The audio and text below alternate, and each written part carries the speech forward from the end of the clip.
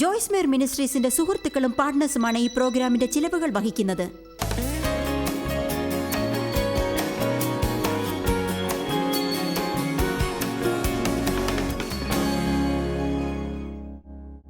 സദൃശ്യവാക്യം 23 പറയുന്നു, നിങ്ങളുടെ ഹൃദയത്തെ ശുഷ്കാന്തിയോടെ കാക്കുവിൻ, അതിൽ നിന്നല്ലോ ജീവന്റെ നദികൾ ഒഴുകുന്നത്. വേറെ ആരെങ്കിലും നിങ്ങളുടെ ഹൃദയത്തെ കാക്കുമെന്ന് പറഞ്ഞില്ല. ദൈവം നിങ്ങൾക്കായി അത് ചെയ്യില്ല. നിങ്ങളുടെ പുരോഹിതൻ അത് ചെയ്തു തരില്ല. നിങ്ങളുടെ അമ്മ അത് ചെയ്യില്ല.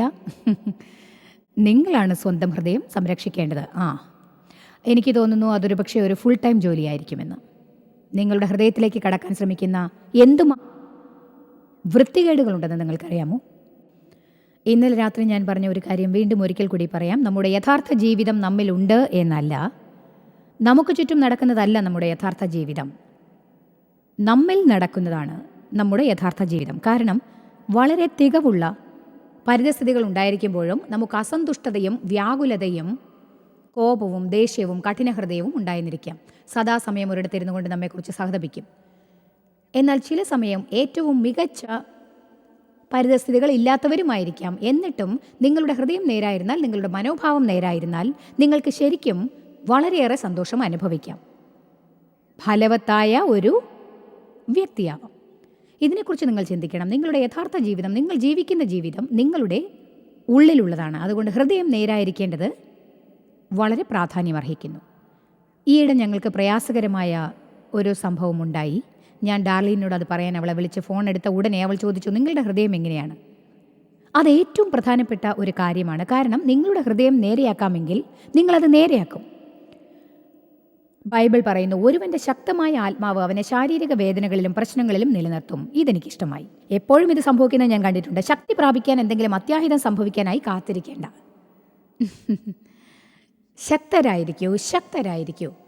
ദൈവമുന്നിൽ നിങ്ങളുടെ ഹൃദയം ശരിയായിരിക്കട്ടെ. എന്നാൽ ഇത്തരം കാര്യങ്ങൾ സംഭവിക്കുമ്പോൾ അത് നിങ്ങളെ കൂടുതൽ ബാധിക്കുകയില്ല.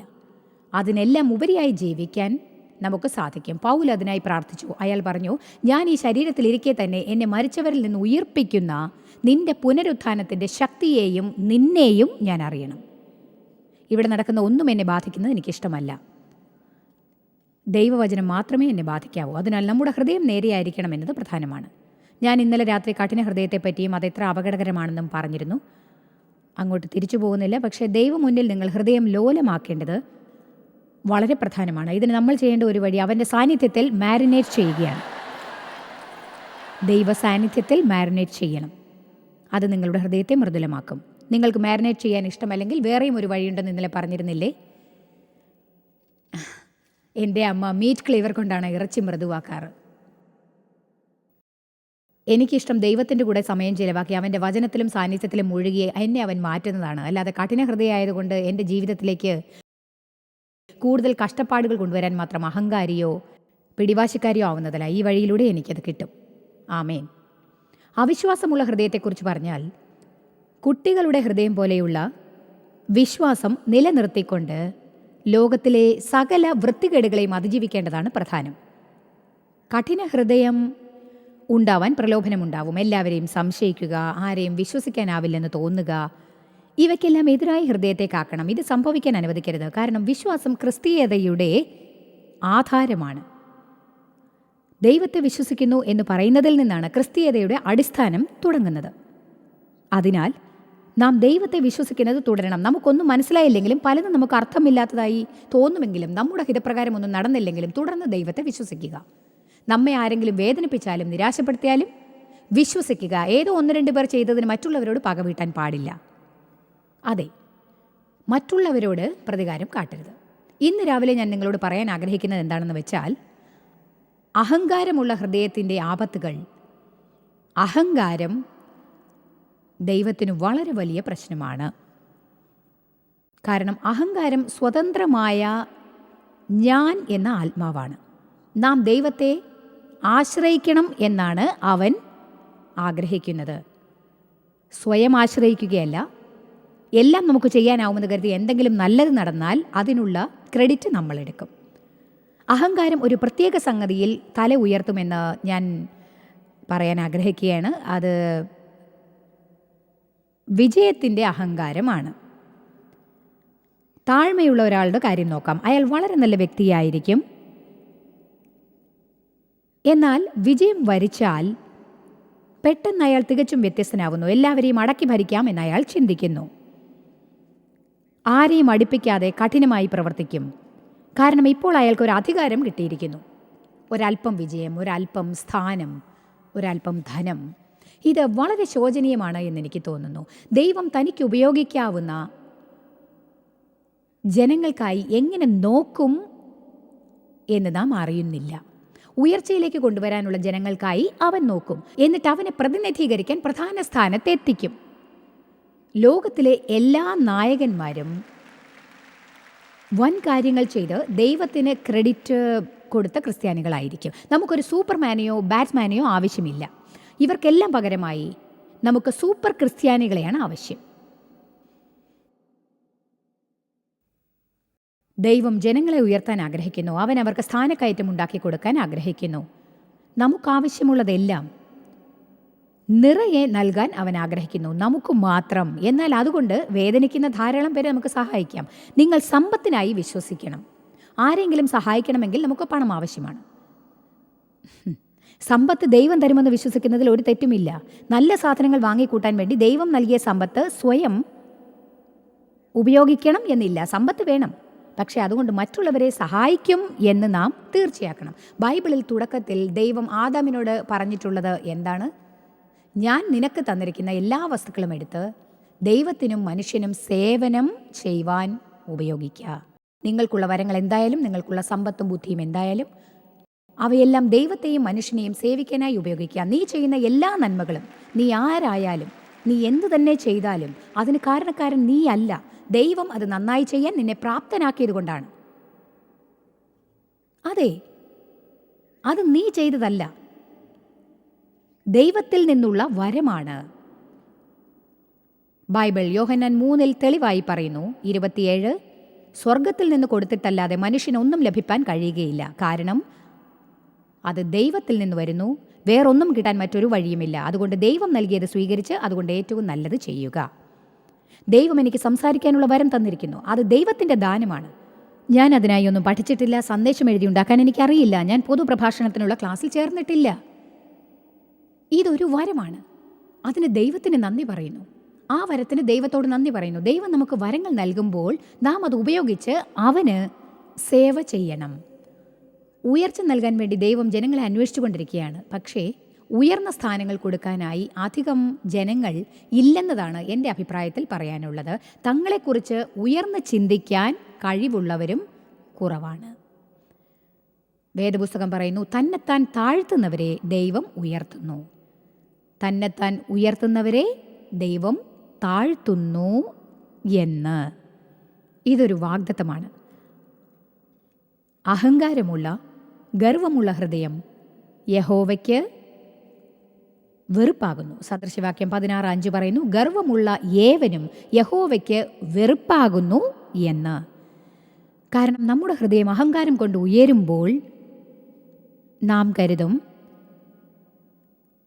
നാം കാരണമാണ് അനുഗ്രഹിക്കപ്പെട്ടതെന്ന്. ദൈവത്തിന് മഹത്വം കൊടുക്കുന്നത് നാം നിർത്തുന്നു. ഇത് കേൾക്കൂ, അഹങ്കാരത്തിൻ്റെ പ്രശ്നമുള്ള ആരായാലും അവർ മറ്റുള്ളവരോട് അപമര്യാദയായി പെരുമാറും.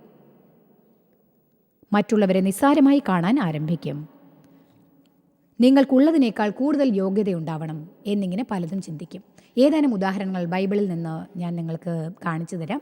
ആ 2 രാജാക്കന്മാർക്ക് സംഭവിച്ചത് നമുക്കും സംഭവിക്കും എന്നത് ഉറപ്പാണ്. 2 ദിനവൃത്താന്തം 32. ഇത് നിമിത്തം യെഹിസ്കിയ രാജാവും ആമോസിന്റെ മകനായ യെശയ്യാ പ്രവാചകനും പ്രാർത്ഥിച്ച് സ്വർഗത്തിലേക്ക് നിലവിളിച്ചു. അപ്പോൾ യഹോവ ഒരു ദൂതനെ അയച്ചു. അവൻ അശൂർ രാജാവിന്റെ പാളയത്തിലെ സകല പരാക്രമശാലികളെയും പ്രഭുക്കന്മാരെയും സേനാപതികളെയും സംഹരിച്ചു. അവർ യുദ്ധത്തിലായിരുന്നു. അവർ ദൈവത്തോട് നിലവിളിച്ചു. പ്രശ്നമുണ്ടാകുമ്പോൾ നാം ദൈവത്തോട് നിലവിളിക്കാറുണ്ടല്ലേ? അതുകൊണ്ട് അശൂർ രാജാവ് ലജ്ജാമുഖത്തോടെ സ്വദേശത്തേക്ക് മടങ്ങിപ്പോകേണ്ടി വന്നു. അവൻ തൻ്റെ ദേവന്റെ ക്ഷേത്രത്തിൽ ചെന്നപ്പോൾ അവൻ്റെ ഉദരത്തിൽ നിന്ന് ഉത്ഭവിച്ചവർ തന്നെ അവനെ അവിടെ വെച്ച് വാളുകൊണ്ട് കൊന്നു. ഇങ്ങനെ യഹോവ യെഹിസ്കിയാവിനെ രക്ഷിച്ചു. 23-ാം വാക്യം, പലരും യെരുശലേമിൽ യഹോവയ്ക്ക് കാഴ്ചകളും യഹൂദ രാജാവായ യെഹിസ്കിയാവിന് വിശേഷ വസ്തുക്കളും കൊണ്ടുവന്നു. അവൻ അന്നു മുതൽ സകല ജാതികളുടെയും ദൃഷ്ടിയിൽ ഉന്നതനായി തീർന്നു. അയാൾ ഒരു രാജാവായിരുന്നു. മറ്റൊരു രാജാവ് അയാൾക്കെതിരെ യുദ്ധത്തിന് വന്നു. അയാൾ പ്രശ്നത്തിലാണെന്നറിഞ്ഞപ്പോൾ ദൈവത്തോട് നിലവിളിച്ചു. ദൈവം അയാളെ രക്ഷിച്ചു. പിന്നീട് ജനങ്ങൾ ദൈവത്തെ മഹത്വപ്പെടുത്താൻ കാഴ്ചകൾ കൊണ്ടുവന്നു. പക്ഷേ അവർ യെഹിസ്കിയാവിനും വിശേഷ വസ്തുക്കൾ കൊണ്ടുവന്നു. അവർ അവനെ ഉയർത്തി ഉയർത്തി ഉയർത്തി ഉയർത്തി. 24 വാക്യം പറയുന്നു, ആ കാലത്ത് യെഹിസ്കിയാവിന് മരണകരമായ ദീനം പിടിച്ചു. അവർ യഹോവയോട് പ്രാർത്ഥിച്ചു. അതിനവൻ ഉത്തരമരളി ഒരടയാളവും കൊടുത്തു. എന്നാൽ യെഹിസ്കിയാവ് തനിക്ക് ലഭിച്ച ഉപകാരത്തിന് അടുത്തവണ്ണം നടക്കാതെ നിഗളിച്ചു പോയി. അവൻ ഹൃദയത്തിൽ അഹങ്കരിച്ചു. ഇന്ന് എന്നെ കേൾക്കുന്ന ഓരോരുത്തരോടും ഞാൻ പറയട്ടെ, ഇവിടെ ഇരിക്കുന്ന നിങ്ങൾ ഒരുപക്ഷെ ഏറ്റവും താഴ്മയുള്ളവരായിരിക്കാം. പക്ഷേ അഹങ്കാരം ഉണ്ടാവാൻ നിങ്ങൾക്ക് പ്രേരണ ഉണ്ടാവില്ല എന്നില്ല. നിങ്ങളുടെ ജോലിസ്ഥലത്തുള്ള ഉയർന്ന സ്ഥാനം നിങ്ങൾക്ക് അഹങ്കാരം ഉണ്ടാക്കാൻ ഇടയാക്കിയേക്കാം. നിങ്ങളൊരു സഭയിലിരിക്കുമ്പോൾ അഹങ്കാരത്തിന് പ്രേരണ തോന്നാൻ ഇടയില്ല. ആരാധനാ ഗീതങ്ങൾ പാടുന്നവരായാലും പ്രസംഗിക്കുന്നവരായാലും ആരാധന നയിക്കുന്നവരായാലും ദൈവം നമ്മെ ഉയർത്തണമെന്ന് ആഗ്രഹിക്കുന്നു. എന്നാൽ പറയേണ്ടത് ഇതാണ്, ദൈവമേ, അങ്ങ് ആഗ്രഹിക്കുന്ന സ്ഥലത്തെത്താൻ ഞാൻ യോഗ്യനാണെങ്കിൽ എത്തിക്കണമേ. കാരണം ഉന്നത സ്ഥാനം കരസ്ഥമാക്കാൻ വരമുള്ള ധാരാളം ജനങ്ങൾ ഇന്നിവിടെ ഉണ്ട്. പക്ഷേ അവർക്ക് ആ സ്ഥാനം കിട്ടിയാൽ തുടരാനുള്ള സ്വഭാവ ഗുണമില്ല. ദൈവം നിങ്ങൾക്ക് കൂടുതൽ ചെയ്യുമ്പോൾ ദൈവം മുന്നിൽ നിങ്ങൾ താഴ്മയോടെ എളിമയോടെ ഇരിക്കേണ്ടതാണ്. നിങ്ങളുടെ ഓരോ വിജയത്തിനും ദൈവത്തിന് മഹത്വം കൊടുത്ത് ദിവസവും 10-15 പ്രാവശ്യം ഇങ്ങനെ പറയണം, ദൈവമേ, നിന്റെ മുന്നിൽ ഞാൻ ഒന്നുമല്ല, അങ്ങ് കാരണമാണ് ഞാൻ വിജയിച്ചത്, അങ്ങില്ലാതെ ഞാൻ ഒന്നുമല്ല, അങ്ങയെ കൂടാതെ എനിക്ക് ഒന്നും ചെയ്യാനാവില്ല. നാം ചെയ്യുന്ന ഏറ്റവും മോശമായ കാര്യം ദൈവത്തിന് കൊടുക്കേണ്ട മഹത്വം സ്വയം ഏറ്റെടുക്കുന്നതാണ്. ദൈവം തനിക്ക് വിശ്വസിക്കാവുന്ന ഒരാളെ കണ്ടുപിടിച്ചാൽ ഈ ഭൂമിയിൽ പലതും ചെയ്യാനാവും. ജോൺ മാക്സ്വെൽ പറയുന്നു, നേതൃത്വത്തിൽ ഉയർച്ചയും താഴ്ചയും ഉണ്ടാവും. നമുക്കാവശ്യം അഭിഷേകമുള്ള നേതൃത്വമാണ്. ശരിയായ രീതിയിൽ ജനങ്ങളെ നയിക്കുന്ന നേതാക്കളെയാണ് നമുക്കാവശ്യം. ഞങ്ങൾ യാത്ര ചെയ്യുമ്പോഴും ഹോട്ടലുകളിൽ താമസിക്കുമ്പോഴും ഇത്തരം കൺവെൻഷൻസ് നടക്കുമ്പോഴും കേൾക്കുന്ന പല കാര്യങ്ങളും എന്നെ ദുഃഖിപ്പിക്കാറുണ്ട്. അതെ, വിശ്വസിച്ചാലും ഇല്ലെങ്കിലും ഇതുപോലുള്ള കെട്ടിടങ്ങൾ മുൻകൂട്ടി വാടകയ്ക്ക് എടുക്കുക എന്നത് സങ്കല്പിക്കാനാവുന്നതിനേക്കാൾ വലിയ വെല്ലുവിളിയാണ്. കാരണം പല സ്പോർട്സ് ഈവൻസിനും എൻ്റർടൈൻമെൻറ്റ് ഈവൻസിനും അതുപോലെ ജനങ്ങൾ മറ്റു പലതിനും കെട്ടിടങ്ങൾ വാടകയ്ക്ക് എടുത്തുകൊണ്ടിരിക്കുന്നു. ഞാൻ സത്യം പറയട്ടെ, ഇത്തരം കെട്ടിടങ്ങൾ പലർക്കും ക്രിസ്തീയ മീറ്റിങ്ങുകൾക്ക് കൊടുക്കാൻ താല്പര്യമില്ല എന്നതാണ് സത്യം. എന്തുകൊണ്ടാണെന്നറിയാമോ? പല ഗ്രൂപ്പുകളിൽ നിന്നും അവർക്ക് മോശമായ പല അനുഭവങ്ങളും ഉണ്ടായിട്ടുണ്ട്. അവരുടെ പെരുമാറ്റം മോശമാണ് എന്നാണ് അഭിപ്രായം. അവർ അധികാരികളെ അനുസരിക്കുന്നില്ല, ബഹുമാനിക്കുന്നില്ല, സ്ഥലം മുഴുവനും വൃത്തികേടാക്കും, ചിലപ്പോൾ ബില്ലടയ്ക്കാതെ പോകും. അവരുടെ മനോഭാവം അഹങ്കാരത്തിൻ്റേതായിരുന്നു. എന്നെ സംബന്ധിച്ച് ഇതാണ് ഏറ്റവും ശോചനീയമായത്.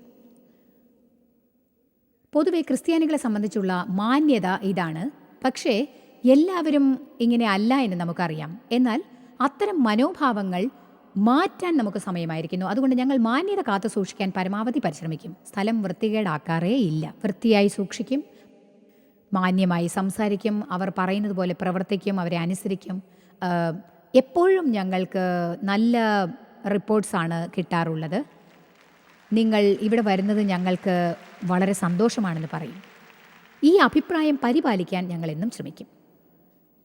നമുക്കിങ്ങനെ ഒന്ന് ചിന്തിച്ച് നോക്കാം. ഞാൻ വന്നിരിക്കുന്നു, അതുകൊണ്ട് എല്ലാവരും എൻ്റെ മുന്നിൽ കിടന്നുരുളണം. കാരണം ഞാൻ ആരാണെന്നറിയാമല്ലോ. ഞാൻ വന്നിരിക്കുന്നു. എനിക്കിത് തരില്ലെന്ന് പറയരുത്, അത് പാടില്ലെന്ന് പറയരുത്, ഒന്നും നിഷേധിക്കരുത്. ചിലപ്പോൾ ചിലർ പറയാറുണ്ട്, നിങ്ങൾ സ്വന്തം വെള്ളം കൊണ്ടുവരരുത്, ഇത് പാടില്ല, ഇങ്ങനെ ചെയ്യരുത് എന്നും മറ്റും.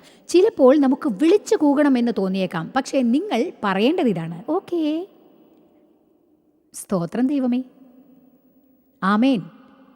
അതിനാൽ എല്ലാവരും തള്ളി വീഴ്ത്താൻ അനുവദിക്കരുത്. നമ്മൾ നിയമങ്ങൾ അനുസരിക്കണം, വിധിമുറകളും. ഇവിടെ ഒരു രാജാവുണ്ട്. ഞാൻ വളരെ വേഗത്തിൽ മുന്നോട്ട് പോകുന്നു, എന്നാലേ അടുത്ത കഥയിലേക്ക് കടക്കാനാവൂ. ഇതാ ഒരു രാജാവ്.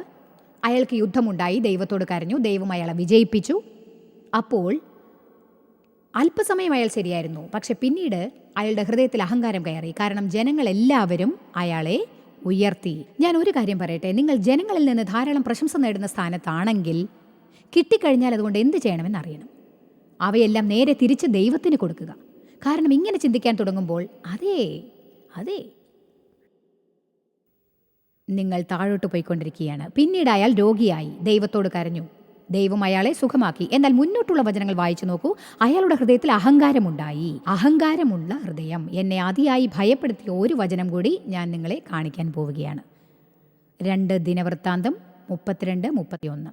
അതിനെക്കുറിച്ച് ചോദിക്കേണ്ടതിന് ബാബേൽ പ്രഭുക്കന്മാർ അവൻ്റെ അടുക്കൽ അയച്ച ദൂതന്മാരുടെ കാര്യത്തിൽ അവൻ്റെ ഹൃദയത്തിലുള്ളതൊക്കെയും അറിവാൻ തക്കവണ്ണം അവനെ പരീക്ഷിക്കേണ്ടതിന് ദൈവം അവനെ വിട്ടുകൊടുത്തു. ഇത് യെഹിസ്കിയാവാണ്. അവൻ്റെ ഹൃദയത്തിലുള്ളത് മുഴുവനായിട്ട് അറിയാൻ വേണ്ടി അവനെ പരീക്ഷിക്കേണ്ടതിന്. ഇത് ചിന്തിക്കുമ്പോൾ ഭയം തോന്നുന്നു. ഇങ്ങനെ പറയുന്ന ഒരാളെ ദൈവം അതിയായി വെറുക്കും. അതായത് ഞാൻ ഇങ്ങനെ ചെയ്യും, ഓക്കെ, എല്ലാം നിങ്ങൾ ചെയ്തെന്ന് കരുതും. മനസ്സിലായില്ലേ? എല്ലാം നിങ്ങൾ ചെയ്തെന്ന് കരുതും. ഇനി നോക്കാം, നിങ്ങൾ സ്വയം എന്തെങ്കിലും ചെയ്യും. കുറഞ്ഞ കാലം ദൈവം നമ്മെ കൈ ഒഴിയുന്നതിനേക്കാൾ മോശമായിട്ടൊന്നും തന്നെയില്ല. ഇത് നമ്മെ ഭയപ്പെടുത്തും. ബൈബിളിൽ മറ്റൊരു രാജാവുണ്ട്, ഇതുപോലെ തന്നെ മണ്ടനായ ഒരു രാജാവ്. അയാളുടെ പേര് നെബൂഖദ്നേസർ. ദാനിയേൽ 4.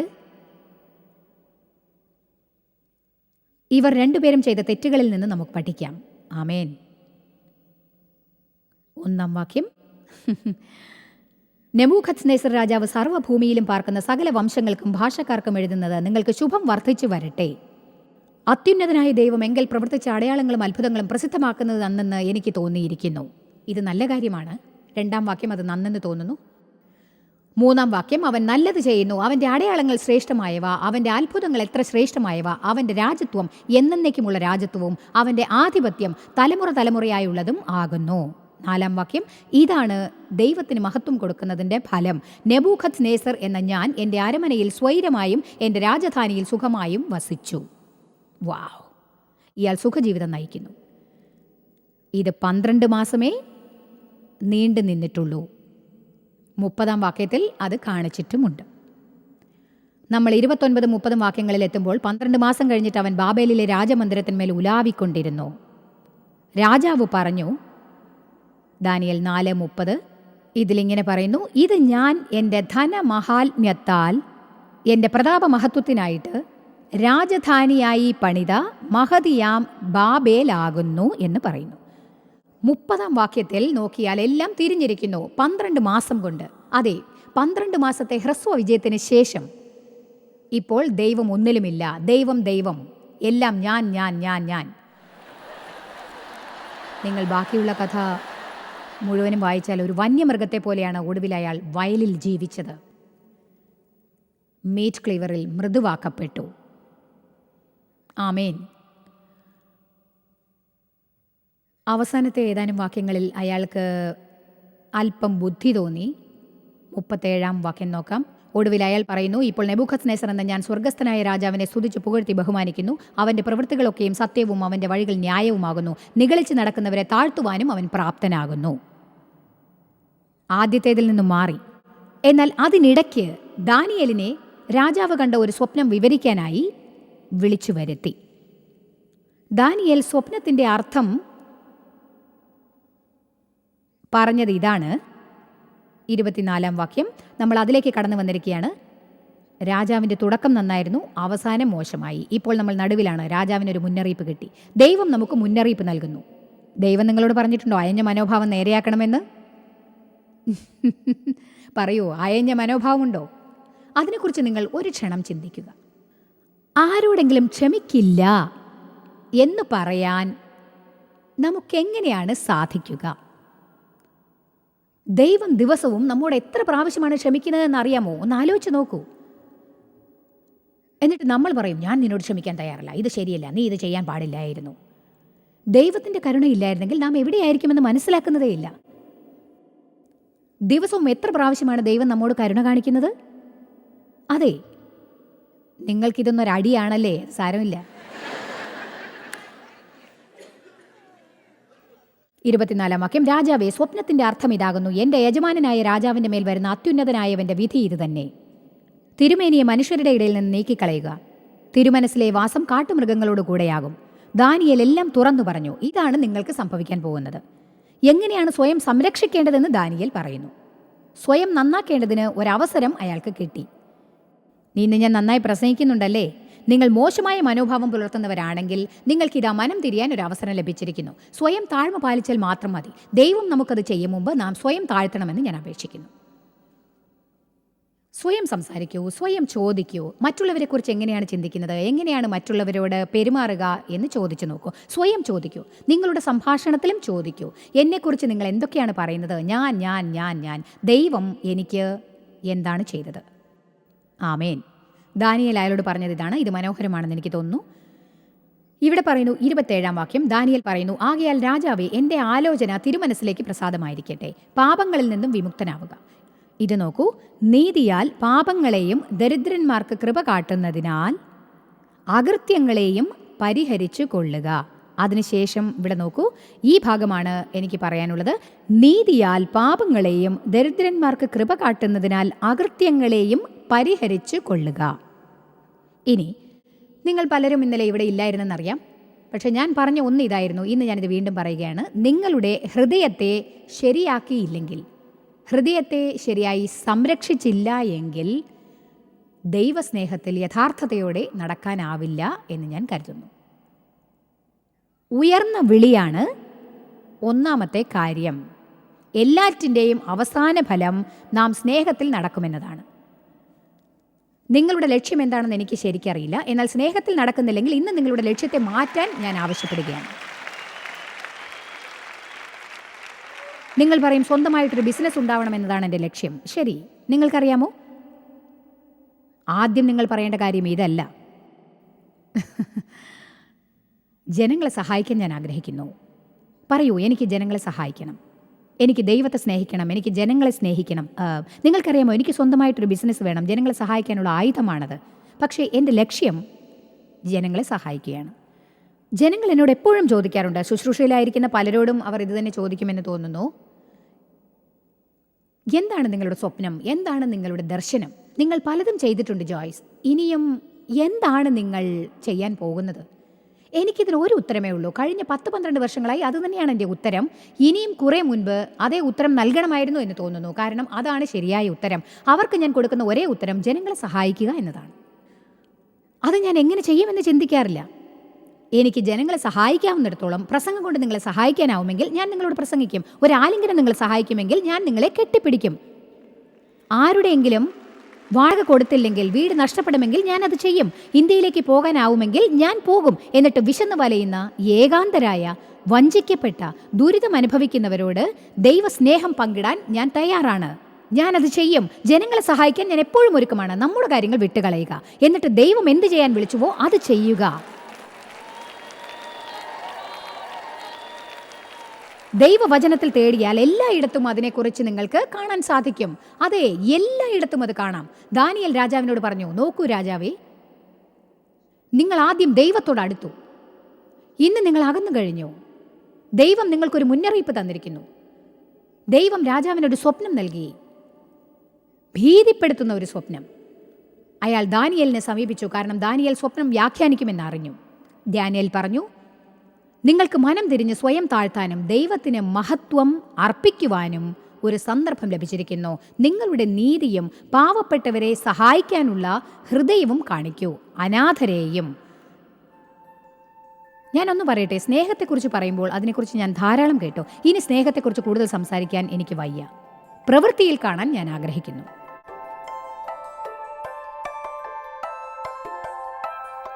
വേദപുസ്തകം പറയുന്നു, ദൈവം മനുഷ്യരുടെ ഹൃദയം കാണും എന്ന്.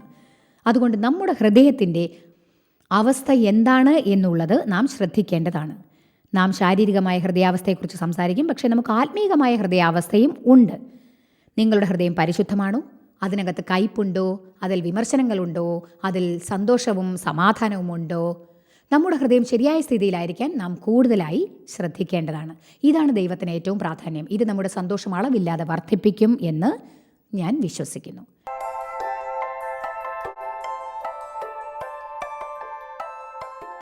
ജോയ്സ് മേയറുടെ ശുശ്രൂഷാ കേന്ദ്രത്തിൽ നിങ്ങൾ അറിഞ്ഞതിനേക്കാൾ നിങ്ങൾ ഞങ്ങൾക്ക് വളരെ പ്രിയപ്പെട്ടവരാണ്. ലോകം മുഴുവൻ ഈ ശുശ്രൂഷാ കേന്ദ്രത്തെ നടത്താൻ സഹായിച്ചതിൽ എല്ലാവർക്കും വളരെ നന്ദി. നമ്മൾ ഒരുമിച്ച് വിശക്കുന്നവർക്ക് ആഹാരം കൊടുക്കുന്നു, പാവപ്പെട്ടവർക്ക് വസ്ത്രങ്ങൾ കൊടുക്കുന്നു, എല്ലാ ദേശത്തേക്കും സന്ദേശങ്ങൾ അറിയിക്കുന്നു. ഞങ്ങൾ നിങ്ങളോട് അപേക്ഷിക്കുകയാണ്, ഞങ്ങളോട് ബന്ധപ്പെടുക. joycemeyer.org നിങ്ങളുടെ പ്രാർത്ഥനകളും അപേക്ഷകളും പകർന്നുകൊള്ളാൻ, അതിനെപ്പറ്റി കൂടുതൽ അറിയുവാൻ, ജോയ്സിന്റെ പൊതുയോഗ വിവരപ്പട്ടിക ലോകം മുഴുവൻ ക്രിസ്തുവിന്റെ സ്നേഹം പകരാൻ ഞങ്ങളോട് പങ്കുചേരുക. ജോയ്സ് മേർ മിനിസ്ട്രീസിന്റെ സുഹൃത്തുക്കളും പാർട്ട്നേഴ്സുമാണ് ഈ പ്രോഗ്രാമിന്റെ ചിലവുകൾ വഹിക്കുന്നത്.